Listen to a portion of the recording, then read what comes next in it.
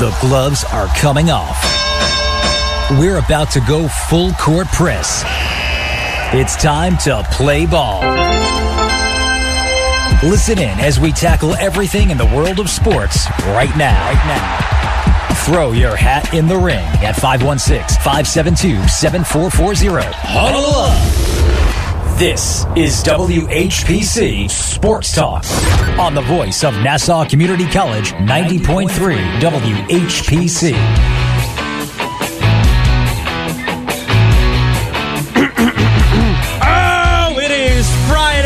It is the afternoon.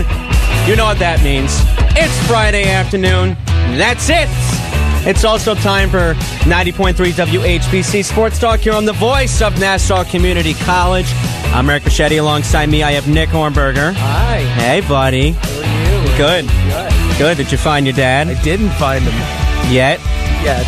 Did you have to jump through the, what was it again? Well, first I crossed went through the candy cane forest. And then what?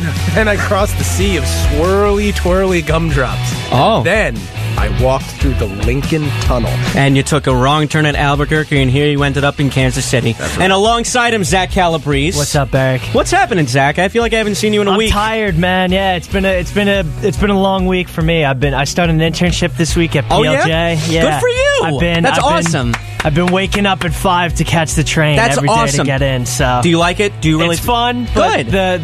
The time could be better. It's a tough hour. Yeah. But you know what? If you want to get in, that's where you got to go through. But you know what? As long as you love it, that's just another reason. And you'll deal with it. Yeah, exactly. And you'll get to hear from her a little bit later.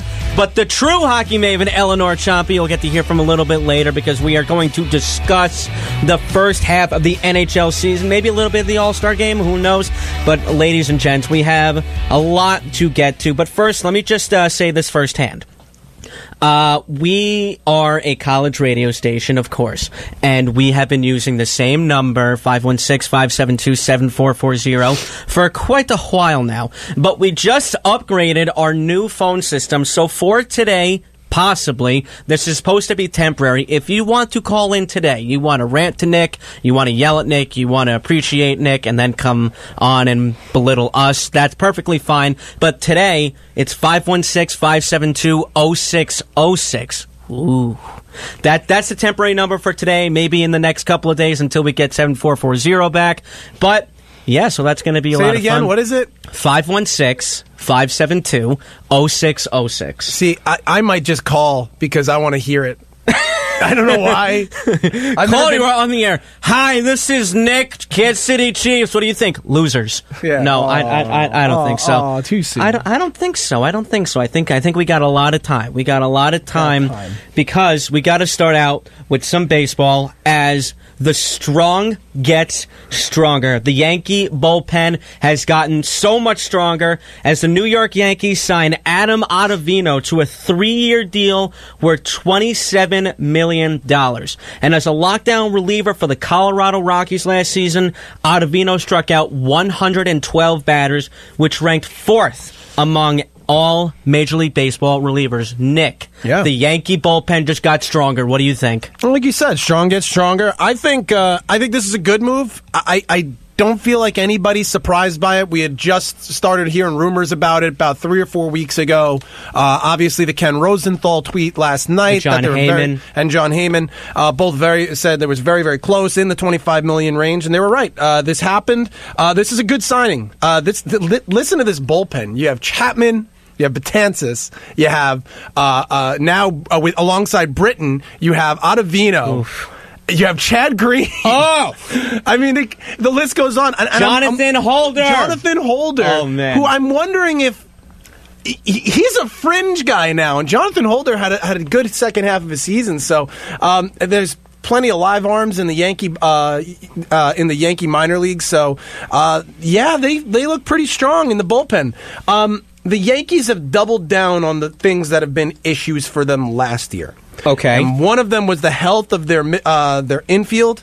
Right. Which is why they have gone out and signed guys like Tulowitzki, like LeMahieu, and just kind of said, hey, we don't care. We're just going to keep throwing bodies at the problem. Yeah. And then in the bullpen, you know what? It wasn't really a thing you needed to fix, but you did just lose David Robinson. And look, we all miss him. But I think is it okay to say that you'd rather have now Ottavino than Robertson? Yeah, but I'd rather have them both. I'm sorry to be greedy, but I'd rather have them both. But I understand and I get it. He was going to cost a ton of money, and so does, quite frankly, so does Ottavino. He's a little younger. I think the contract is actually kind of a steal for how much he's worth. You're talking about $9 million a year. That's not bad. That's really not bad. And this is a guy that was a Brooklyn product, so he grew up a Yankee fan. And I know it was on Twitter after the signing became official about how he called his dad, and he was basically like, man, he wanted to be a Yankey for his whole life, and it's just a great signing for him. And like I said before, the bullpen gets stronger. Because now all of a sudden the rotation probably doesn't even need to go more than 4 innings now, because like you said, you got Britton, you got Chapman, you got now Ottavino, you got Jonathan Holder, you have Chad Green. It's just absolutely nuts. It really is. I honestly think the Yankees got stronger in this deal. I think this was a fair deal for a reliever like Ottavino. His caliber is just absolutely something else. You know what's something else? His slider. His slider is terrible. And by terrible, I mean is if I'm a hitter and I'm going up against this guy. But man, this is just absolutely incredible. He's absolutely filthy. But Zach and Nick, I do want to raise a question to both of you. Zach, I know that you're not a fan of the Yankees, but I think you have a pretty good baseball mind. A bit, yeah. Right? I got some friends that are diehard, so I hear it most of the time. Yeah, exactly like us. But currently, right now, this second, can the Yankees win the division? As currently constructed right now, I think they got a chance. I do. Not only do they have a chance, I think the Red Sox just got worse because Kimbrel's not signed. They lost Joe Kelly, and listen. Obviously, right now, to me, the Red Sox are the team to beat. They just came off winning the World Series, and like I said, they got worse. The Red Sox need a ton of help, and they were obviously in on the reliever market, as they were in on Ottavino. They were in on Britton for a little while. They were in on David Robertson for a little while, but there's relievers that are dropping like flies because Cody Allen, who was also a reliever, just got signed by the Angels. So the Red Sox are running out of options. I think the Red Sox got worse. I think as currently constructed, for the Yankee fans that want Harper or that want Machado, you don't need them to win this division right now. Yeah, you really don't. I really think they have pieces to do it right now. That bullpen it's ridiculous. And we do have a caller on the line. Caller, you are on WHPC Sports Talk. What's up? Is Nick here today? Nick is here. That's me. Yeah, your Kansas City Chiefs are going down. Oh, come on. Wow. Have a little more faith than that, please. Let me tell you, the old man's going to come out, and he's going to destroy your Kansas City. Oh, boy. Here's what I'm saying. Do you have a score prediction? Yeah, please. Let me know how bad this beating's going to be. Yeah? How bad is it going to be, Richie? What's the score prediction? 21-18. 21-18. So you're giving us a chance. You're giving us a real good chance. Listen, Richie, I think a lot of us have been on the train.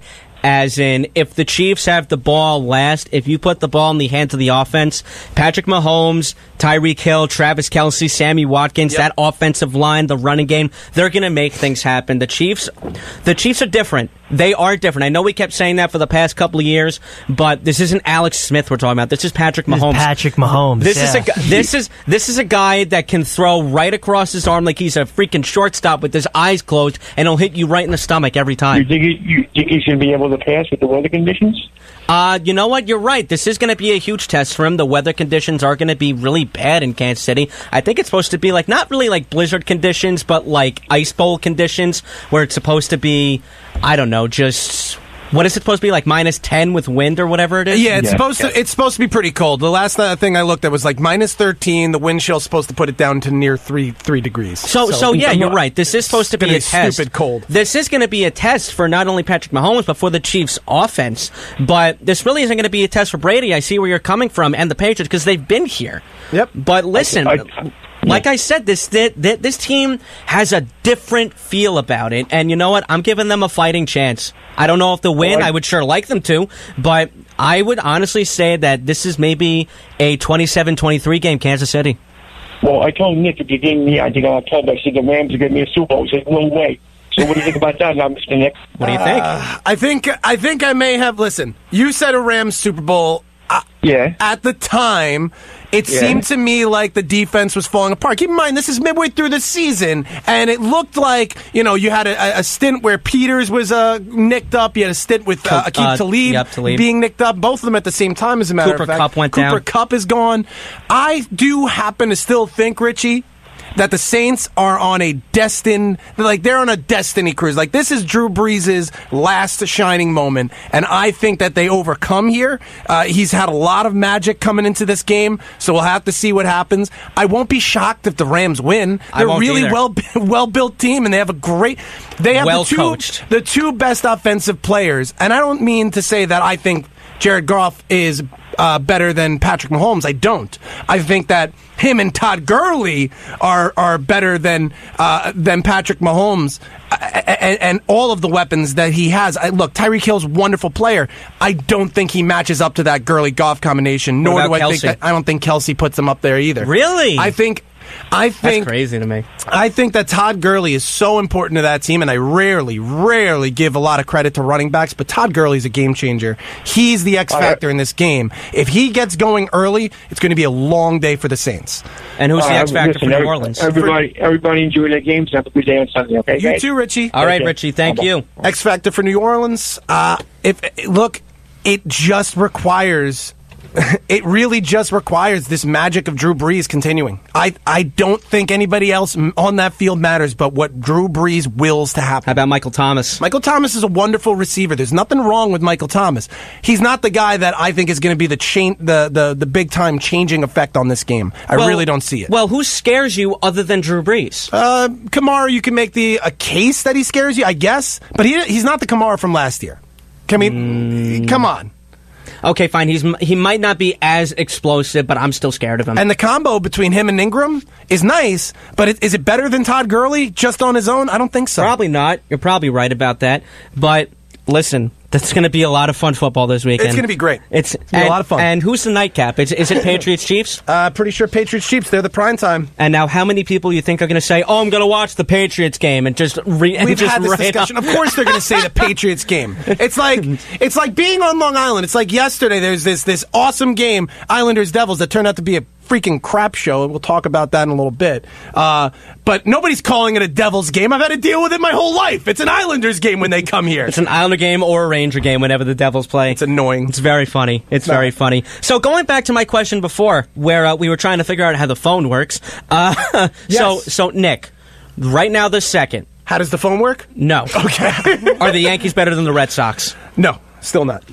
How? Because I still like the Red Sox pitching staff better than the Yankees right now. Who's their closer? Who's there? It doesn't matter. Yes, it does. It doesn't, because the Yankees don't have a guy that you can look me in the eye and say, this guy in the playoffs is going to give you 6 shutout innings. He's just going to get it done. You mean the starters? Yes. Okay, the starters is one thing, but you don't necessarily need to go 6 shutout innings. Which is what the Yankees are banking on. That's why they just loaded up their bullpen. That's what a lot of teams are banking on. You don't need to go 6 shutout innings. People still do it. Severino went 5 in the wild card game. Listen, and Severino got blown up. You remember, right? Yes. So Severino's price tag, by the way, coming into his arbitration years, is way low right now. We have a pitcher who's supposed to be our ace who can't get it done in a big spot. Sorry, I'm not... Do the Yankees have an ace right now? No, we don't. So Tanaka's a no. Tanaka's the only guy who you look at and say, I trust him to give me a good game in the playoffs, but at the same time, I don't know when that elbow is going to freaking fall off. Paxton's a no. I don't know anything about him. I don't know anything about Paxton other than what I've seen. He's not a playoff pitcher. I don't know. Well, we don't know because he hasn't been in the playoffs yet. I get that, but it's the same thing that we were saying with Sonny Gray the year before. Like, we don't know, so it's a question mark. And he might get traded soon. By the way, look out for the San Francisco Giants, who have been in on Sonny Gray. We keep hearing the Reds though, and I don't understand. And you know what? That excites me a little bit. But the reason why it excites me because I think Scooter Gennett might be on the table, but now, with the additions of Tulo and LeMahieu, I think Scooter Gennett's off the table. That's just me in particular. But for some reason, the Reds excite me. The A's have been involved. The Padres have been involved. The Giants. Trying to think who else was involved. The Mariners were involved. It was John Heyman that said it too. So I don't know. I think Sonny Gray is going to get traded. It would be interesting if they traded him back to Oakland and the Yankees got Caprillion, Mateo, and Fowler back. That would be cool. But yeah, that's not. That's not happening. Revisionist history a little bit over there. Revisionist history? How about just history in general? Oh, that's what I'm saying. It's like, well, we realize now that trade was terrible, so can we just have him back, please? That'd be great. I mean, if you want to talk about it, Mateo's not really on the A's roster, come opening day. Maybe Caprillion's a huge probable no, and Fowler's probably a yes. I take them all back over Gray. Yeah, all of them. Yes. How about this? We'll take Caprillion and Mateo. You get Sonny Gray. Fair? Okay, cool. Thanks, Oakland. Oh, man, what a trade. That was such a great trade at the time, and then it just completely blew up in my face. I loved it. I loved it. You were all about it. I hated it from the moment go. I hated it. Because I was banking on him being the Sonny Gray that he was in Oakland, but Sonny Gray is probably just another Zach Greinke who can't really pitch in the big market. But then you say, but Eric, Zach Greinke pitched in the playoffs in Los Angeles. Yeah, I get it, but the Los Angeles Dodgers aren't the New York Yankees. To me, in my opinion, I think there's a huge media difference. I think that the media isn't going to be on you for everything that you do. Sonny Gray sneezed today, and except in L.A., it's probably like, so somebody didn't say God bless you and Sonny Gray sneezed. It's just like such a different feel about it. I don't know. I would like to think that Sonny Gray will be the Sonny Gray of old once he gets out of New York. It just hasn't worked. And it's just that simple. And just to finish your point, or my point on the Red Sox and why I don't believe them, I get the bullpen's weaker. You're still dealing with J.D. Martinez. You're still dealing with Mookie Betts. Do you think J.D. Martinez will do what he did last year again? I don't think it'll be as runaway. Yeah. But I still think I think he's a wonderful player. I think he has a very similar season. 35 home runs, 112 RBIs. I think. See now, it's easy. You and I are kind of saying the same thing. I still think the Red Sox are the team to beat. They just came off winning the World Series. I think, obviously, as a non-Yankee fan, Zach, you can agree that the Red Sox right now are probably the team to beat. And maybe the second to that, definitely still. And maybe second to that is the Dodgers because they were in the National League, champions. They were the National League champions and they were in the World Series as well. They just got smoked by Boston. Yeah. But you and I are saying the same thing about the Red Sox. They are the team to beat, but they lost a lot of people. They still have a lot of people, but let's be honest. Do you honestly think that J.D. Martinez is going to replicate, do the same thing that he did last year, this year? I don't. I'm sorry. I think people are going to learn how to pitch to him. And, yeah, you can say he's a late bloomer. He did very well when he went to Arizona and then when he went to Boston. But I see no way that he's going to replicate what he did last year. That's a word. So, before we get off, we're about to get off baseball, right? Yes. Before we do, there is some Mets news that I have to share with Zach. And I ran a poll on the WHPC Sports Talk Twitter. I saw this. By the way, follow us at WHPC Sports Talk. Thank you very much. A lot of recent Islander talk on that Sports Talk. A lot of it, yes.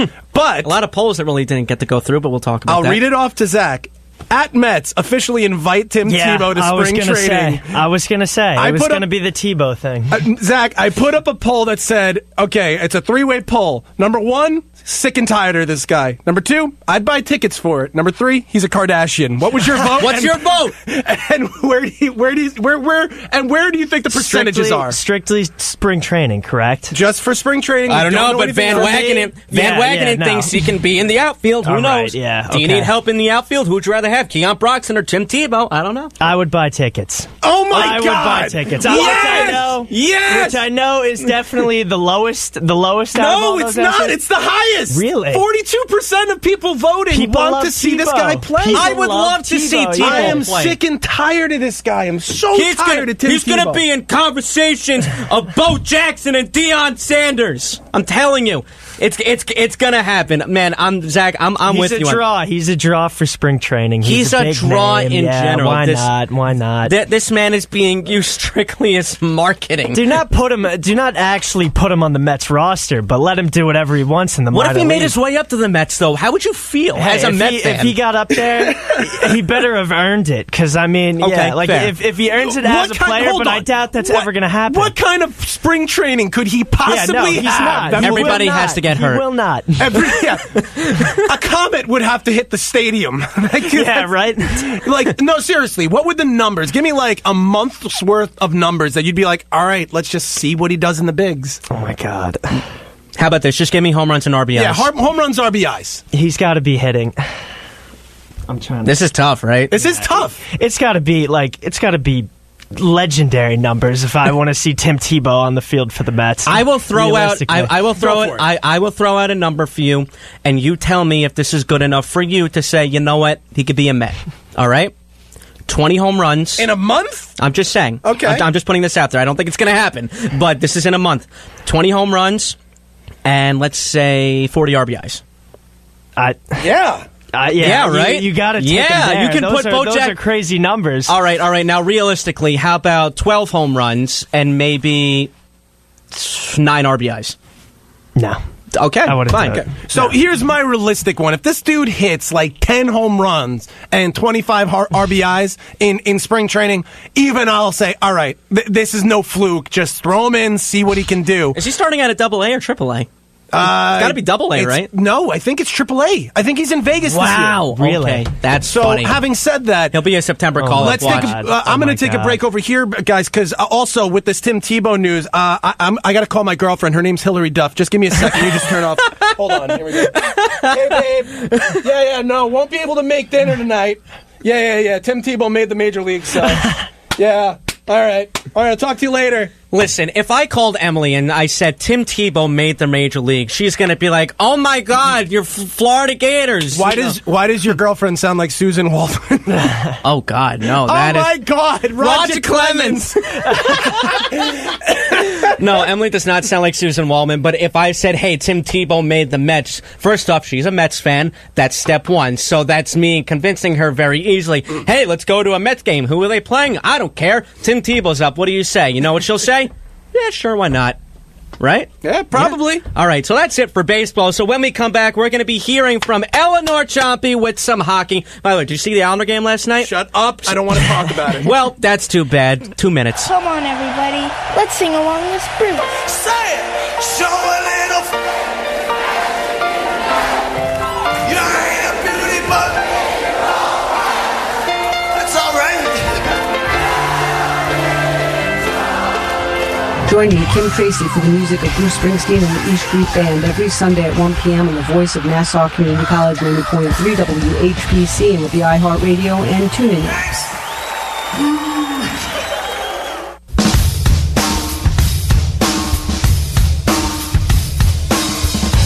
Eleanor likes the Chili Peppers. I do. They're my favorite band. And this is your favorite song, right? One of my favorites. Well, I did this for you. I do like this song, though. I did this for you. Because speaking of California, the All-Star break's coming to San Jose at the end of the month. See what I did there? I didn't plan that. I happened to see it. Be like, hey, that's a good idea. So, as we come into the Red Hot Chili Peppers, I'm Eric Fischetti. Alongside me, Nick Ohrnberger. That's me! Hey, yo, I have Zach Calabrese. I am here. And, of course, Eleanor Ciampi. And Eleanor's in the room. You know what time it is? You're damn right. Let's do that hockey. So, Eleanor, let's get right into it. But as you have heard in the past, normally what goes on, I ask you the state of the Penguins, the Blues, the Devils, the Rangers, and the Islanders. But when we think about it, honestly, the first half of the season's over. It went so quick, and especially for me, who I thought it was going to be so long of a season because everyone thought the Islanders were going to be bad. So instead of asking you about the state of each of our teams, we've hit the midseason mark where the All-Star game is basically upon us. So let's look back at the first half and see how these teams basically have done, and we're going to give our very fair evaluations. So, as usual, let's start out with the Penguins. So I think that the first half of the season was really Matt Murray versus Casey DeSmith and who was going to start. Matt Murray was injured twice, and Casey DeSmith took over the starting position when he was hurt. And Matt Murray has come back now, and he is 8-1 in his last 9. So I think that Matt Murray has earned the right to start again. So I really think that that's like a conclusion to the goalie problems for now. Obviously, Penguins made a couple trades. The Marcus Pettersson trade, I think, worked out so well for the Penguins. I was sad to see Daniel Sprong go because I really liked him, but I think that the Penguins at this point won the trade. Pettersson is such a great just a solid defenseman that makes really smart plays, and he's developing really well with the Penguins. And I remember when you told me more towards the beginning of the season where the Penguins were kind of like meh, where they weren't so good, but they weren't so bad either. Yeah. And these Penguin fans were calling for Mike Sullivan's job. And I literally went to bed every single night praying that Mike Sullivan was not going to get fired because I love Mike Sullivan, and I think that Jim Rutherford is a fantastic general manager. And the Penguins always start out bad. They always have those first 2 months of the season are horrible, and they always pick it up, and they did pick it up. And I mean, the Metropolitan Division is the best division in the NHL, and you can see that because the Penguins have been playing really well, and they're in the second wild card spot because it is so tight. All the teams are so good. You have Columbus, Washington, Islanders, Penguins. They're all right there. And you know who else has been playing like outstanding more than I thought? Montreal. Yeah. So, Montreal's been great. Yeah. So Penguins also look for Derek Brassard to be traded in the next couple of days. That's the next move that they're going to make. I've always liked him, by the way. I liked Brassard. I liked him when he was on the Rangers. So obviously I had to see him go, but he really did nothing. The Penguins, he's very injury prone too. Now, obviously, when we look at all these teams, there have been very glaring problems, possible needs. So, what is a problem that Pittsburgh needs to address going into the second half? I think that defense is a problem for them. Justin Schultz has been on the long-term injured reserve since the third game of the season. He broke his leg. I think that once they get him back, it could maybe get a little bit better, but I think that they need another solid defenseman. Okay. I really do. Okay, now let's switch over to St. Louis, who has picked it up quite nicely, if I have to say so myself. So let's go to the St. Louis Blues. I just think it's been a pretty up and down. sad first half of the season for St. Louis. I was at the Blues-Islanders game on Tuesday. The Blues... I mean, I was excited. I've always wanted to see them play live, but they were really not entertaining to watch at all. I really was like this. I mean, it was nice to be in an Islanders game and not be stressed out because I just see Islanders-Penguins games, obviously. So it was nice not to be stressed out and be, heckled. But they're really not entertaining to watch. Goaltending is a big issue. I don't like Jake Allen. I don't think he's a good goalie. But Bennington's been really, really good. Yeah, he played against the Islanders, and I thought he played very well. Injuries have been the biggest issue for the Blues. Pietrangelo, Edmondson, Steen, Fabry, literally everybody. Barbashev, too, hurt. a little bit. Yeah, has been hurt. So that's a big problem when you're playing... You're missing 5 of your best players, especially Pietrangelo.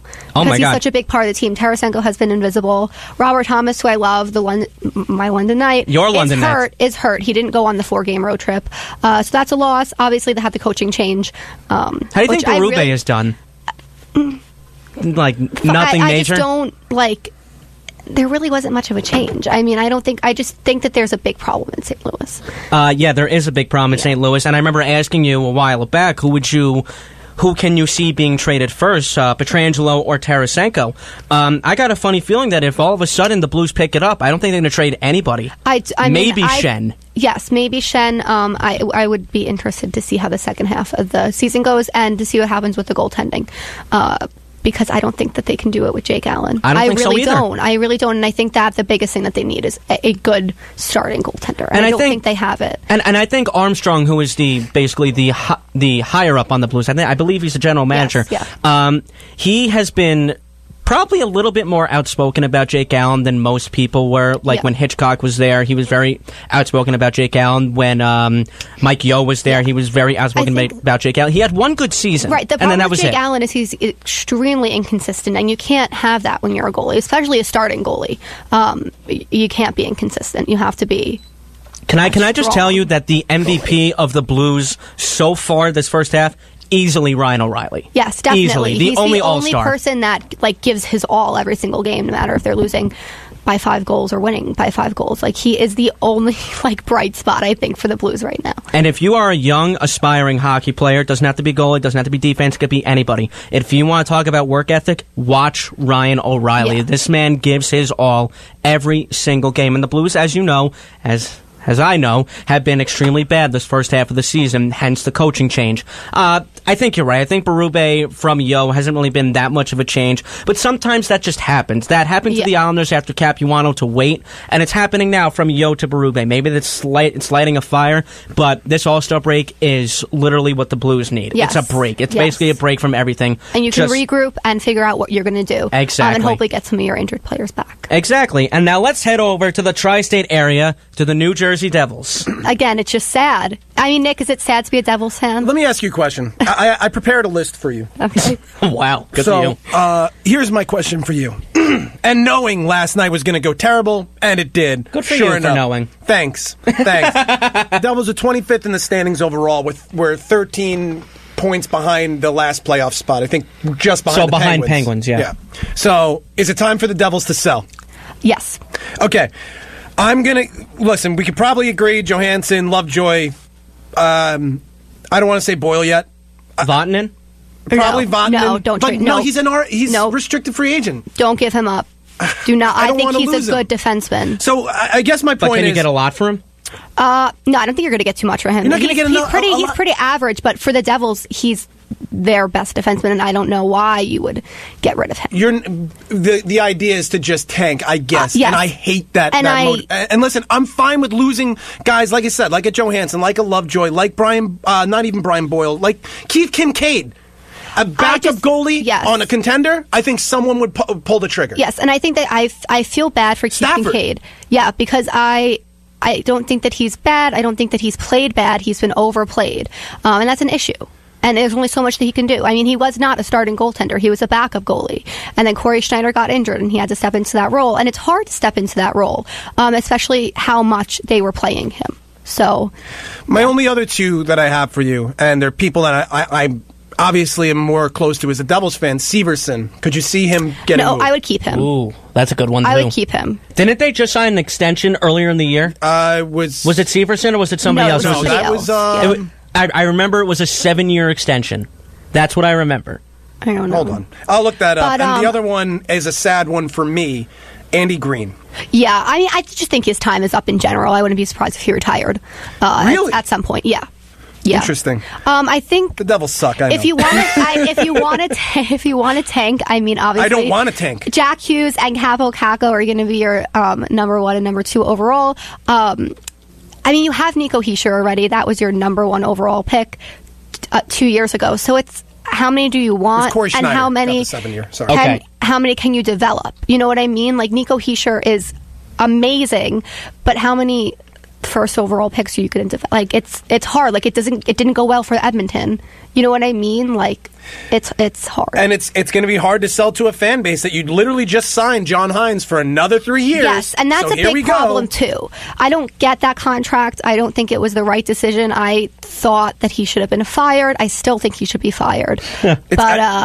Yeah, it's rough. It's rough. All right, so as we look back on the first half of the New Jersey Devils, Nick, and Eleanor too, what has been the most glaring need? What is something that they need to address? What do they need to do?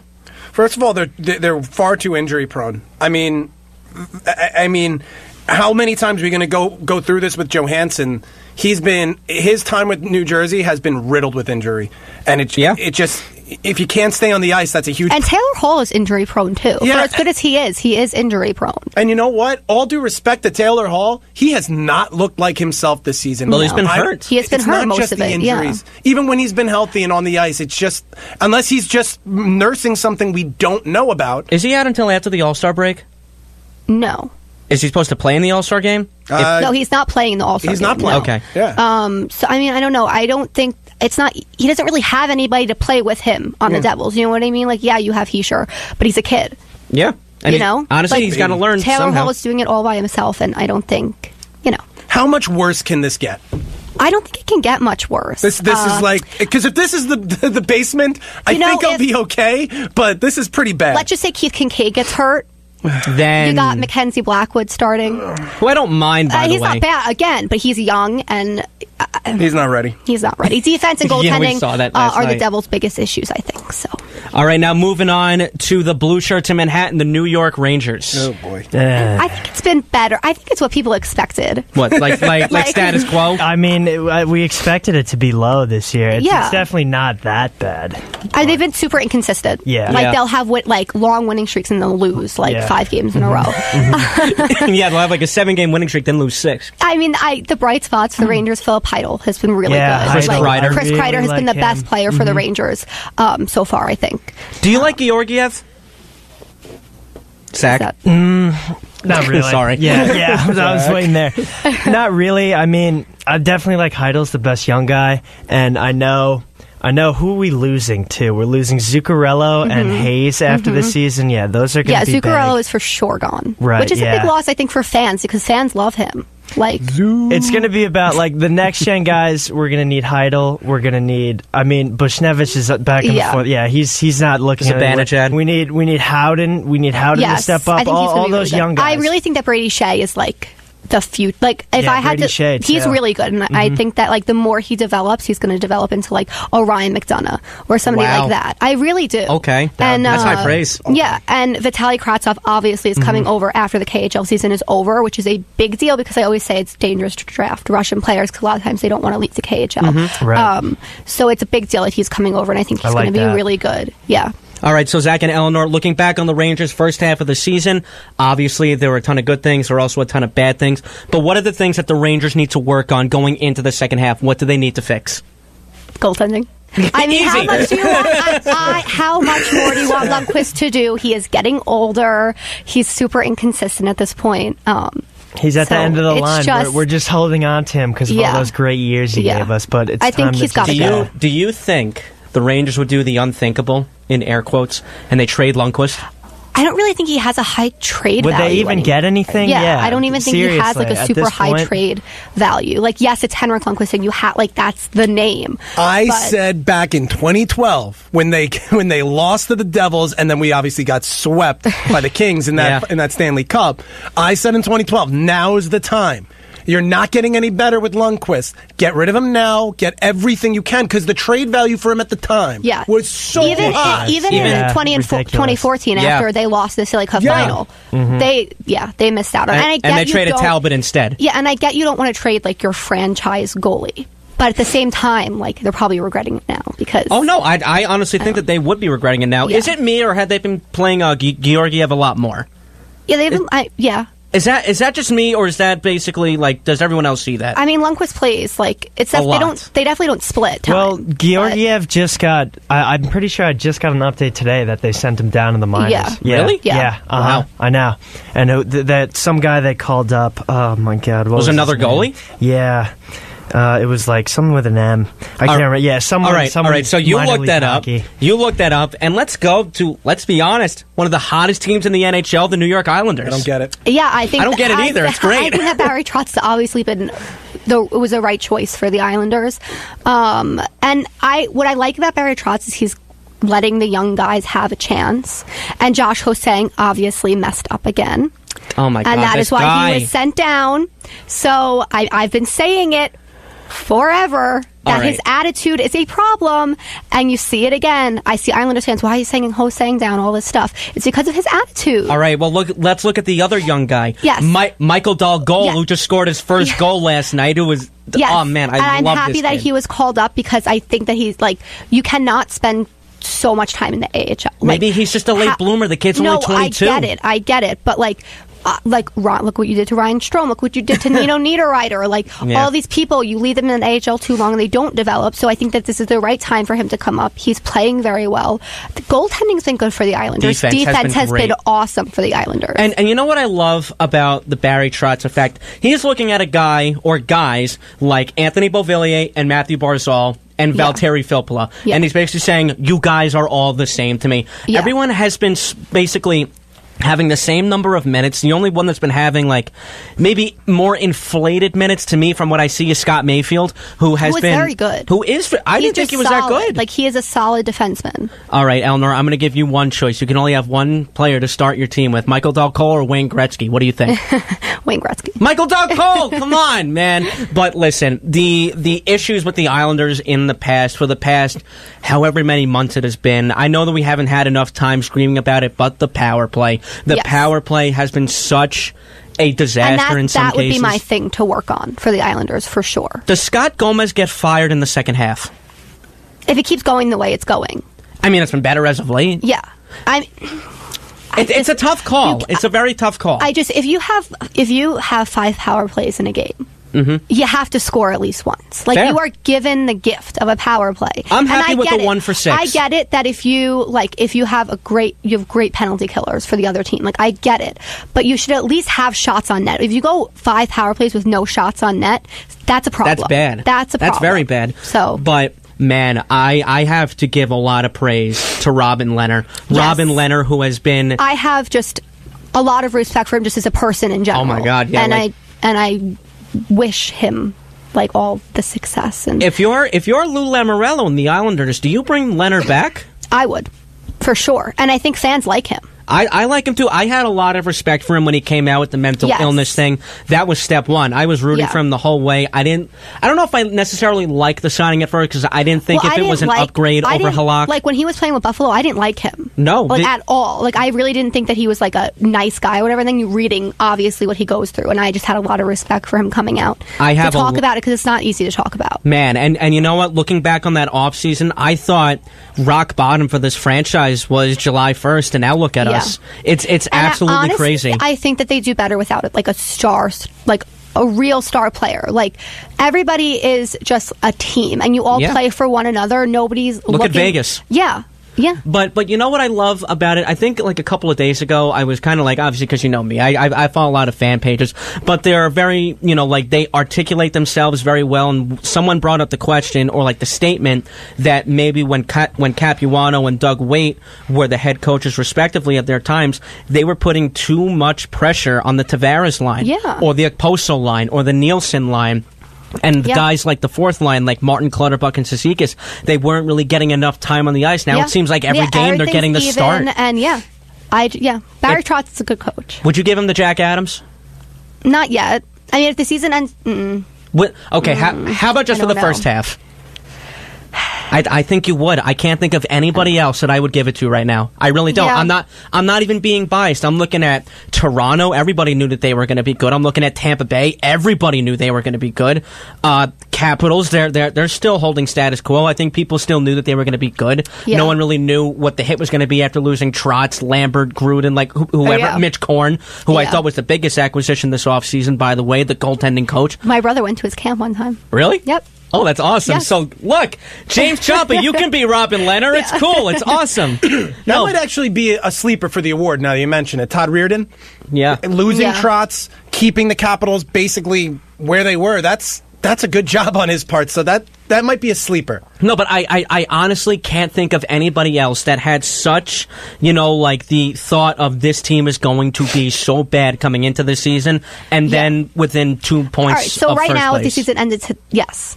If it ended today, yes, I would give it to him. So first half award, Jack Adams goes to Barry Trotz. Yes. And I couldn't ask for it any other way. I honestly, like, you would, as long as you have a good foundation, specifically at head coach and higher management, I trust Lou, I trust Trotz. Mm-hmm. It's just that simple. But we also had a couple of trades in the past couple of days.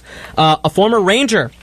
The Anaheim Ducks have acquired defenseman Michael Del Zotto from the Vancouver Canucks for defenseman Luke Schenn and a 2020 7th-round pick. Eleanor, what do you think?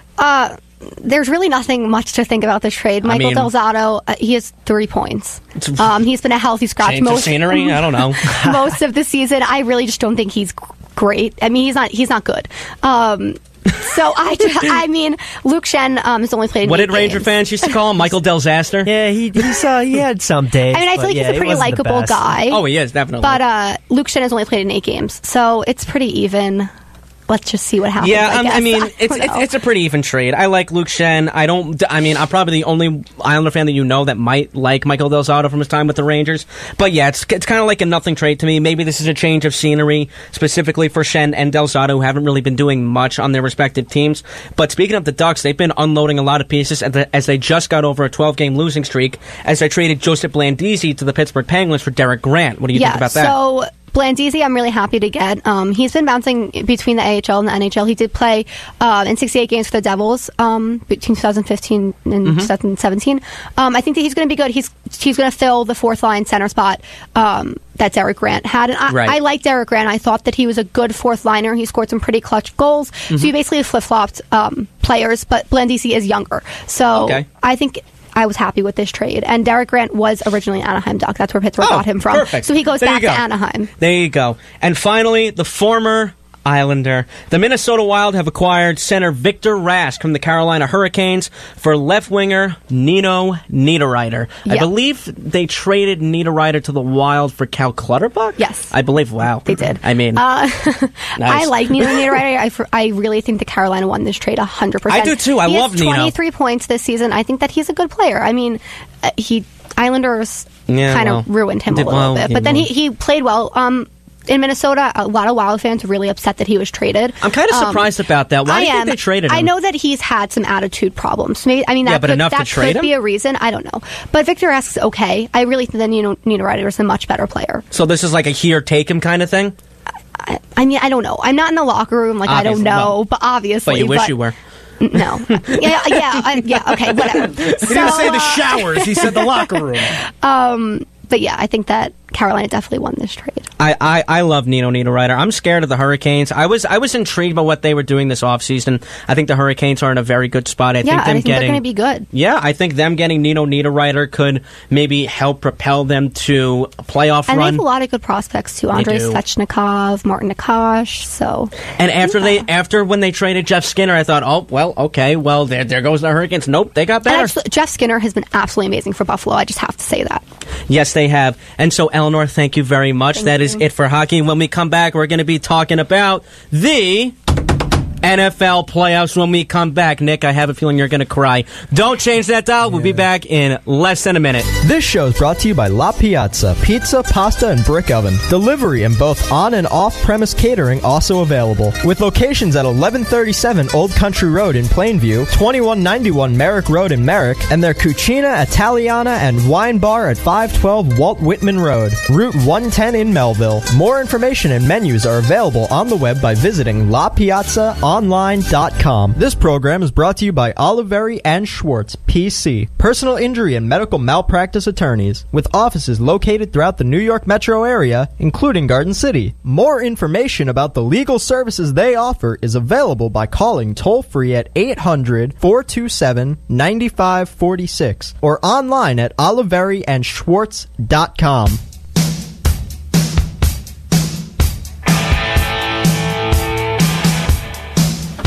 See, Nick, I did this for you. Hurt so good, John Mellencamp. Because can you imagine if the Kansas City Chiefs win and they take down the evil empire? Just call me a dreamer. I'm John Lennon over here. I can absolutely imagine it. Imagine. Great song, by the way. I'm not sitting here expecting it, but I'm hopeful. I don't think what other people think that, oh, look, Tom Brady gets back to the playoffs and this is what happens. They just roll over the...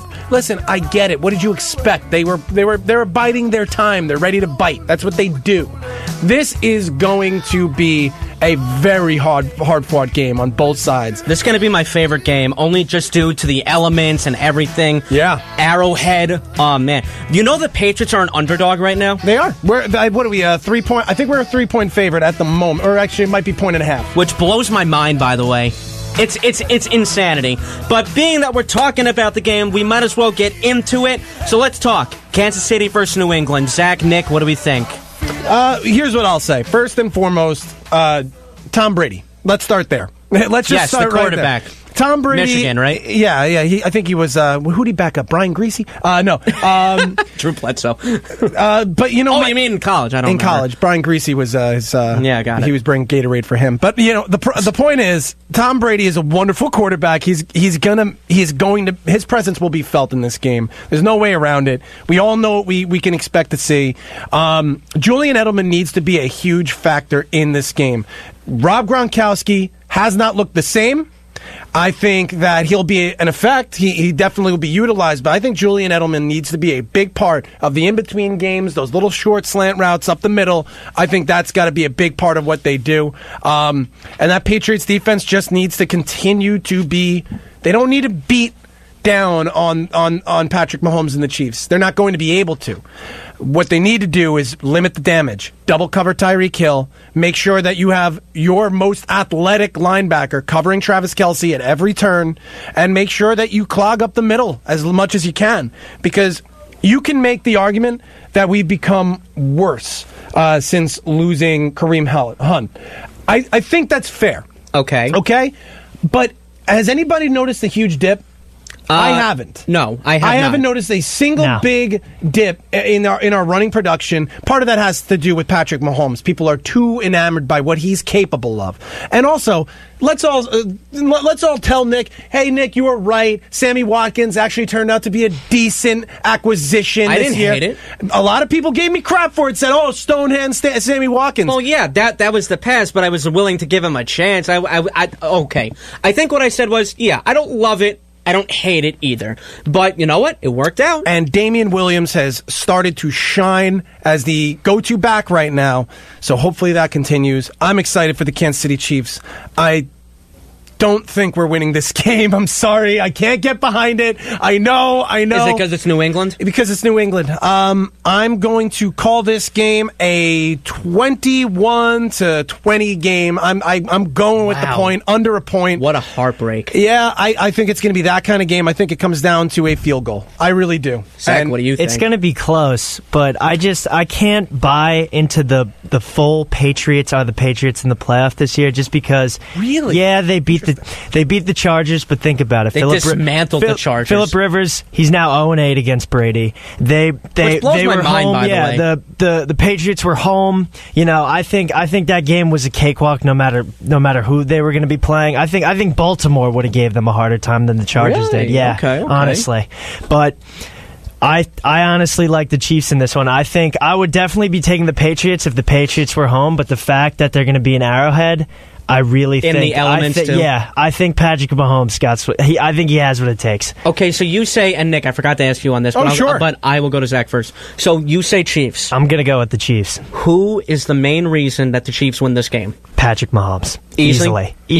Yeah. Is it because he's a phenom? Because he's ridiculous. I mean, if anything, Nick, you wanted him to be tested all year. I think this is basically the final boss. Here's the final boss. Yeah. What do you mean, a Final Fantasy game? No, I was thinking Super Smash. But I think this is what it comes down to. Brady, master hand. Yeah. It comes down. This game, if the Chiefs win, it will come down to D Ford and that pass rush. Okay. Can you get to Brady? Can you consistently get to him? How much can you rattle his cage, specifically from the inside, specifically from the A gaps, and open it up for your edge rushers like D Ford to do some damage? And now, Nick, you say Patriots. I'm saying Patriots. And let me just give everybody a disclaimer. You're wearing your Eric Berry jersey. I am wearing my Eric Berry jersey. He's my hero. By the time this game, not this game, by the time the Super Bowl comes around, I'll have a Patrick Mahomes jersey I won't wear till next year. So, all right. So you say Patriots. Who is the main reason the Patriots win? The main reason? Is it Brady? It's Brady and Belichick. They just scheme better and adjust better than anybody else in the league. I'm going to say Edelman. I think Edelman's going to be huge. Obviously, you can say Gronkowski. Obviously, you can say Chris Hogan, who apparently always open. Yeah, always open, Chris Hogan. But listen, everybody's better when Brady is throwing him the ball. It's true. It just is what it is. I think Edelman is, number one, Brady's favorite target in my mind, and you can use everybody else as a decoy. I think he can be used as a decoy because, like I said before, Edelman is the number one favorite for Tom Brady. Nick? Yes. I have to disagree with you. I'm taking the Kansas City Chiefs. Yes. But you know what? I need it. But you know what? Maybe it's just me and Zach being so naive, falling in love with Patrick Mahomes. That was awful. But yeah, well, you know, I really appreciate the. I heard my friend in football, but throwing him too hard. All the things you give me a lot of praise, and I appreciate it. Listen, I honestly think the main reason why the Chiefs win, Travis Kelce. I honestly think Travis Kelce is such a monster. Who on the Patriots defense can you put on Kelce and not even just stop him? Because I don't think you can actually stop him. I think he's one of the best tight ends in the league. How do you moderate him? Who do you put on him? Hightower? Gilmore? Who do you put on him? I think you have to, the best athlete on that defense is probably Hightower. So I think he's the guy who gets. I don't know. I think he's the guy who gets that assignment. I think that's fair, but I think Kelce's going to walk all over him. I'm not even kidding. Again, this might be very naive of Zach and I, but I honestly think I'm picking the Chiefs. I'm saying 27-23. Oh, you know what? I like it. I like the pick. You know what? Take it. Let's take it. Let's go.